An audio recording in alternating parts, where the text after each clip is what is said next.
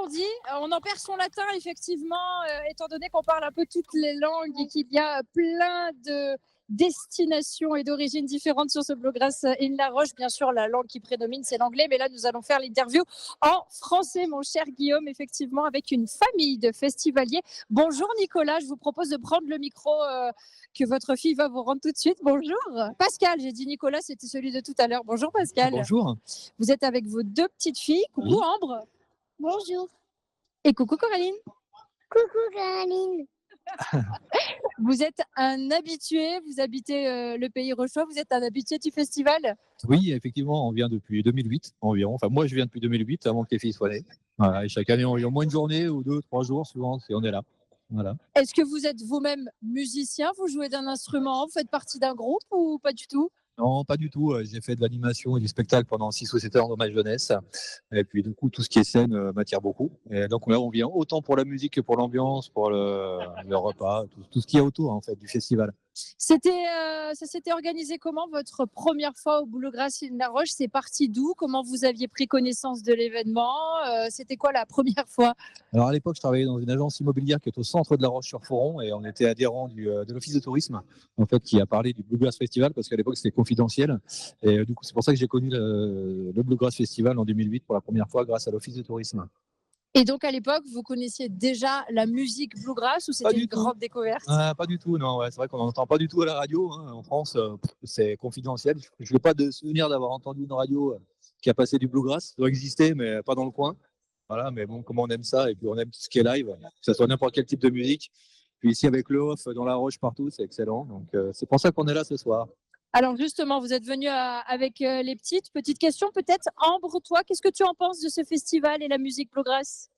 J'aime bien et je trouve ça très original. C'est pas une musique comme le rock ou le rap, mais j'aime bien, je trouve ça original. On va demander à la petite sœur. Qu'est-ce que tu en penses de ce festival, ma puce? Est-ce que tu es contente d'être là? Comment tu te sens? Ça va, je me sens bien, mais la musique, elle est jolie, voilà. C'est comme Ambre, elle est un peu horizontale, voilà.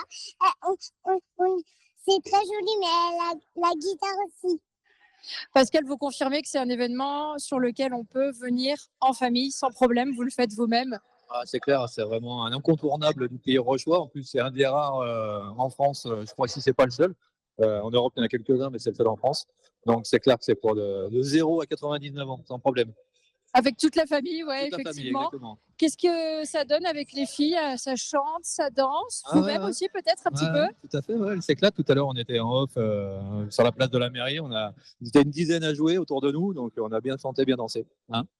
Voilà. Comment ça se passe là depuis que vous êtes arrivé? Donc vous n'êtes pas super. loin, on a dit, hein, vous êtes du côté de Saint-Pierre, vous êtes Rochois du secteur, mais une petite sensation, un petit partage pour les auditeurs qui nous écoutent effectivement.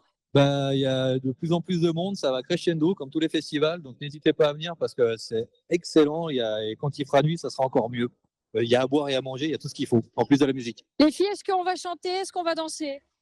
Oui, pourquoi pas. Pourquoi pas? Est-ce qu'on a envie de danser et de chanter, Coraline? Oui, pourquoi pas. Merci Pascal, un habitant rochois, un habitué du festival qui est avec sa famille, ses deux petites filles, et c'est l'un des festivaliers habitués de ce festival Bluegrass in La Roche, mon cher Guillaume. Nouveau témoignage donc que ce festival, il se vit aussi en famille. Merci beaucoup Alicia. Avec de la musique bluegrass derrière toi, on voit la scène. Vous pouvez venir sur radiomontblanc.fr, la scène et le public qui est en train d'arriver. C'est impressionnant, ça fait à peine 30 minutes que les portes sont ouvertes. La soirée ne fait que commencer, mais il y a déjà énormément de monde juste derrière toi, Alicia. Effectivement, je confirme, est très familial. Là, à l'instant même où on en parlait, il y a une dame qui passe avec une poussette. Et vous voyez, on peut tout à fait avoir une conversation, continuer d'échanger, de faire connaissance, de retrouver des anciennes connaissances, des habitués, des nouvelles personnes. Et la musique en fond, c'est parfait. Applaudissements pour terminer cette intervention.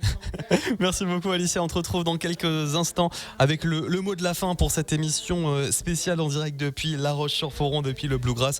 On va retrouver l'organisation dans quelques instants avec Christopher dans quelques minutes qui sera à ton micro. Ou Didier, à voir. Ils sont là les deux, ils sont dans le coin, ils sont prêts pour le mot de la fin de cette émission et pour lancer officiellement ce vendredi soir au Bluegrass in La Roche tous ensemble.